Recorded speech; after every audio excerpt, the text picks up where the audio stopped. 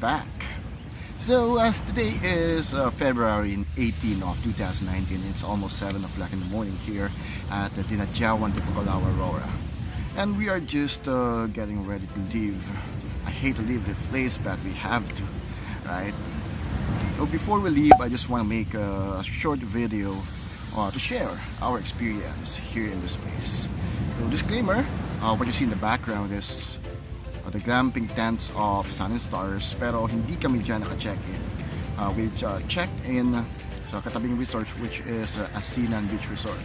Kasi unfortunately, they're fully booked yesterday, and they're actually fully booked until I think second week of April. So we took our chances. That's why we're here, hoping that somebody will cancel their booking, but unfortunately, walang bakante. So we ended up checking in doon sa katabing resort nila, which is Asinan Beach Resort, which is pretty good din naman. However, if you compare the facilities of the Sun and Stars in the Asinan Resort, it is, well, I can say there's a lot of difference. It comes to comfortability, accessibility of the amenities, and the services that they offer. They are really different. So we just had our coffee today, and let me tell you something about the place. So the surroundings, guys, the sand, the beach itself is really good. So almost white sand. It's actually like creamy white, something like that. Pero pag nasikat na siya ng araw, sobrang white niya. And pino talaga yung sand niya.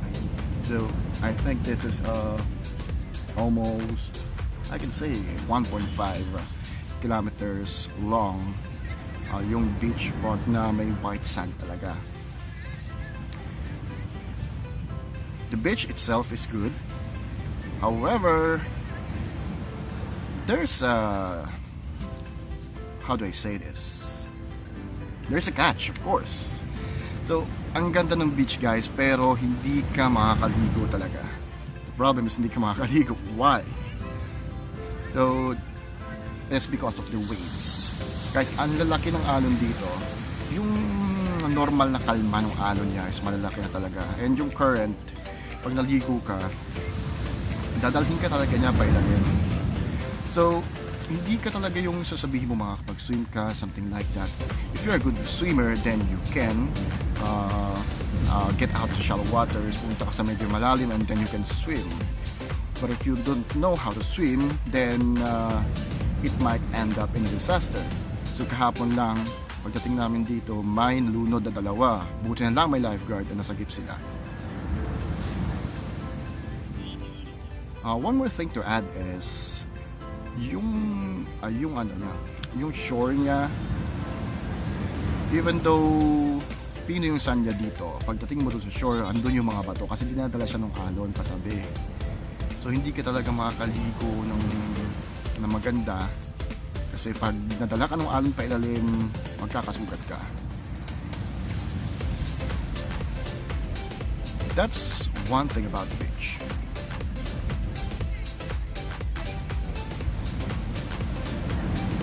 One more thing to add is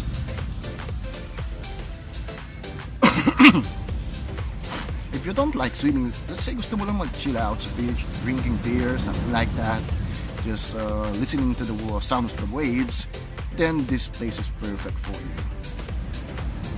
Kami, ang ginawa lang namin kahapon is nagtampisaw lang sa tabing dagat, and then uminom ng beer, something like that, chill out, listening to the sound of the waves. Believe me, it's really relaxing. So, yung tunog ng alon kasi marirelax ka talaga. If you just want to get out of the city and just unwind a little bit, like a weekend drinking session with friends, then this place is great. Not to mention the travel time, of course. So, we rode on a motorcycle. And it took us almost 8 hours to arrive here. Supposedly 6 hours lang yung biyahe, yung trip namin. But of course, you need to stop. You need to do a little bit of stretching, something like that. Siyempre, magka-gas up ka pa. So, kumain din kami ng breakfast. So, umalis kami ng Makati around 2:30 in the morning, and we arrived here like 9:30, something like that. So, almost 8 hours talaga yung biyahe namin.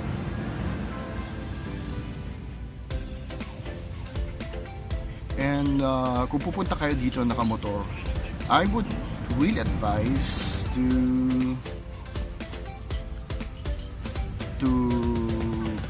like leave Manila or whatever you are during night time, kasi wala talagang traffic. So mabilis yung biyahe nyo. Just make sure na hindi kayo masisiraan, of course, kung nakamotor ka. Pero kung nakakotse naman kayo, of course, there's the NLEX. So that's not gonna be a problem. The problem na talaga is pag nakamotor ka, pag hindi ka kasi makakadaan expressway, since underbone lang yung motor namin, so we took the much longer way. We went to, of course, MacArthur Highway, and then all the way to Bulacan, Nueva Ecija, and then we ended up here. So what you see, guys, in the background is the glamping tent of Sun and Stars. Ayan yung itsura niya, guys. I think the ranges of those glamping tent is like from 1,600 to 1,800 pesos. So check-in time nila dyan, kasi itanong ko kahapon is 1 p.m. Checkout time is 11 a.m. But again, hindi kami dyan naka-check-in. Doon kami sa katabing resort, Asinan Beach Resort. So we rent a room there. Yung air-conditioned room nila is good for 4 persons actually, and that's 2,000 pesos flat.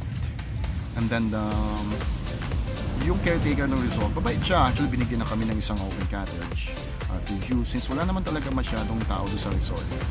I don't know kung konti na talaga yung pupunta dito, or because it's Sunday when we got here.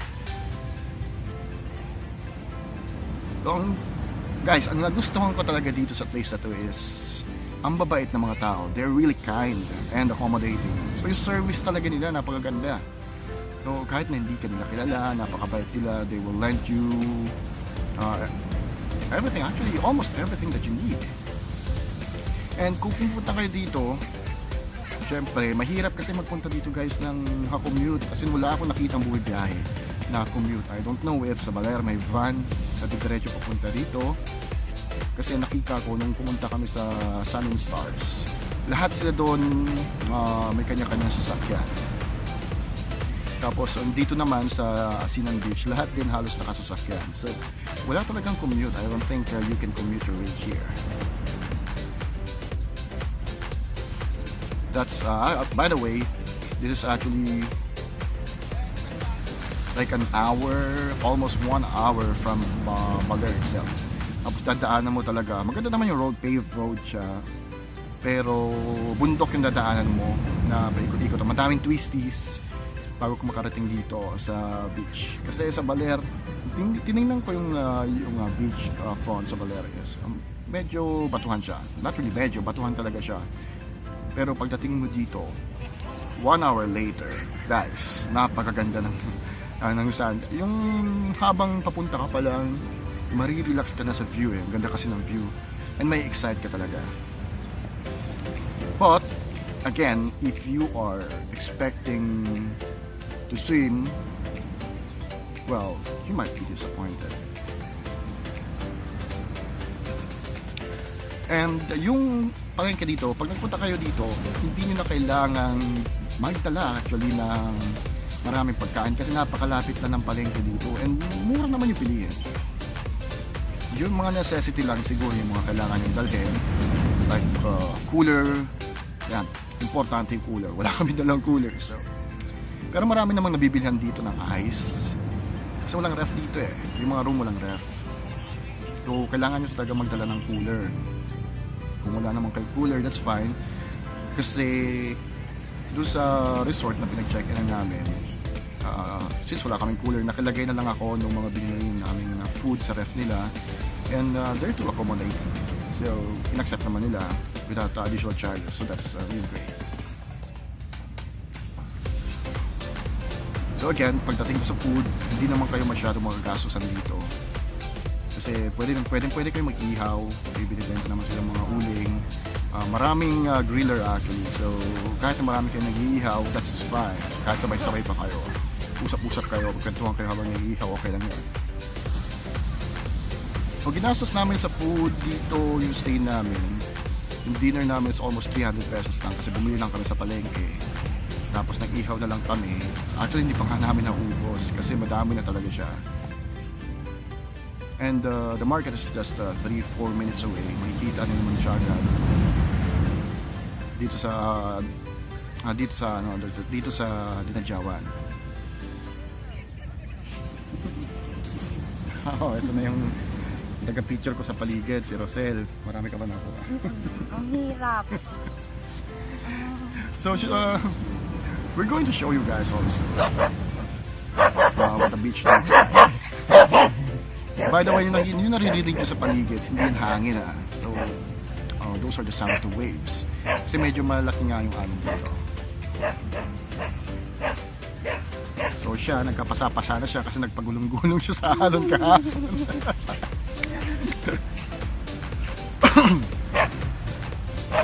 So, how do I say this? Do I break down the expenses? I don't know.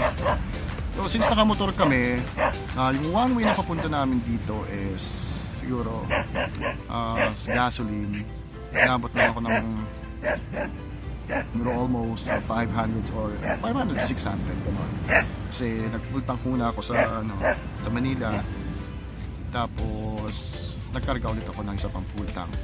This is by the way 277 kilometers from Makati.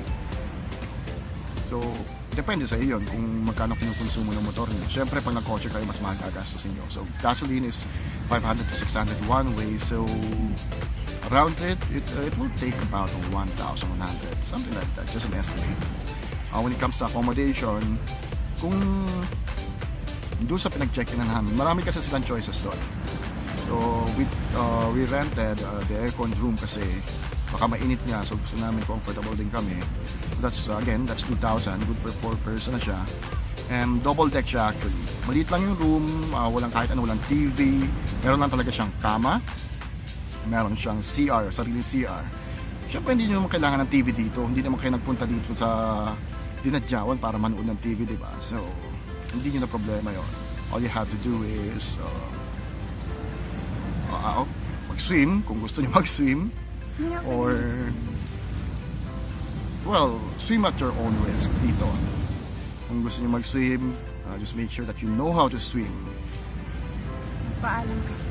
Or kumuha ka ng tao magbabantay sa'yo, ipwesto mo siya doon sa lifeguard post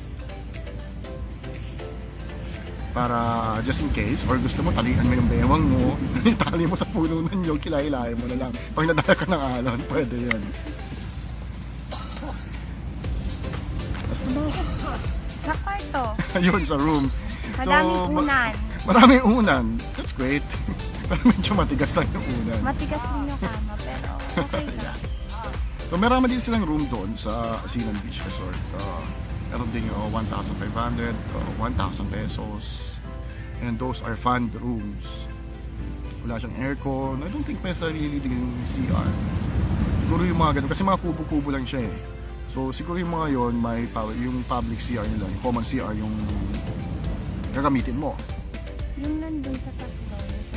So yeah, common CR na yung gagamitin mo. Pero dito sa Asinan Star kasi, likod na nakita namin yung amenities nila. Yung CR nila, maganda. Maganda. Tapos maganda rin yung amenities na paggabi dito, pwede kayo mag-bonfire dito sa tapat ng Asinan Star. Diba, pwede kayo mag-bonfire dyan and then may mga pa-ilaw effects sila sa beach eh. I don't know, may mga torch sila sa beach. That's great. And then yung dyan sa likod niyang glamping tents na yan, mayroon pang mga kubo. Parang I don't know kung anong tawag doon eh. So magandang kubo, open cottage siya na maraming parang unan. gazebo. Parang gazebo, yeah, something like that. So may mga billiard table din sila, may video, okay. And itong Sand and Stars, malaki talaga yung space nila. Unfortunately, wala lang talaga kami nakuha kasi fully booked. Tsaka may volleyball. Yeah, may beach volleyball din sila. Guys, kung naghahanap kayo ng water sports activity like jet ski, kayak, speedboat, or banana boat, wala, zero, wala sila dito noon. So, Chill lang. mag-chill lang talaga kayo dito. Yun lang yung pwede nyong gawin. Hindi rin siya for couple masyado. Barkada siya. Kasi walang activities pa rin. Bakit naman? Puro picture nga ginawa mo dyan eh. Feeling ko na boring ka kagabi. Hindi naman. Tapos naiinggit siya sa... Kasi may bonfire. Pero yeah, itong Sand and Stars na nasa likod namin, perfect for a barkada trip. Kailangan nyo lang talaga ng sasakyan. Kasi pwede kayo mag-bonfire, like drinking in the beach, with guitar or music, something like that.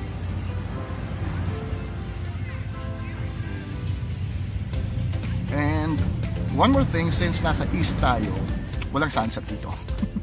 So if you're expecting a sunset, this is not the place. So walang sunset kayong makikita dito.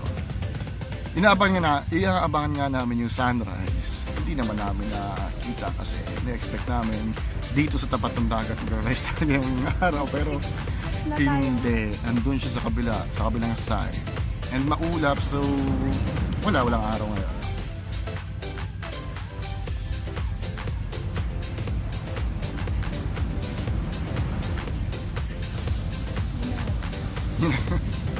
Ano pa nalimutan natin?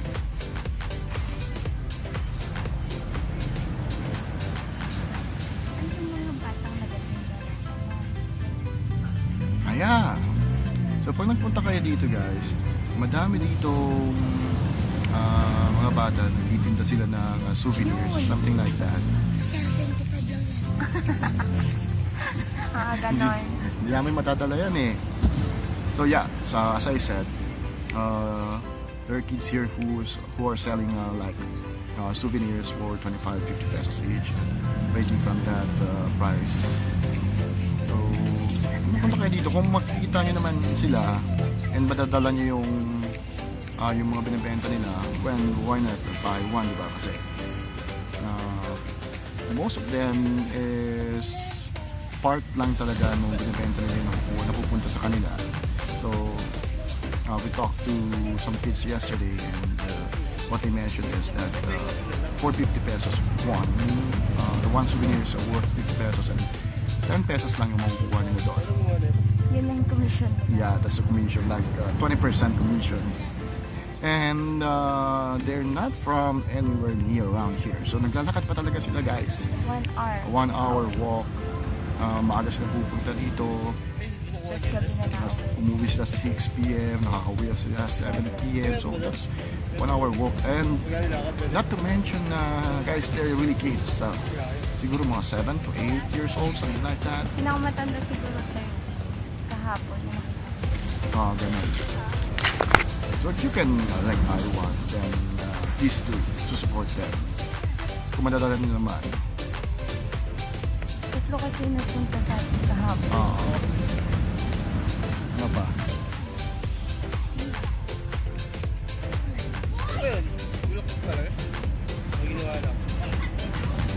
So yeah, that's it. So a quick recap. If you're going here, so if you're on a motorcycle, just be prepared for a long ride. That's 6 to 8 hours, depends on your pacing. Hindi naman kayo gagastos na malaki. Siguro my estimated total cost here is from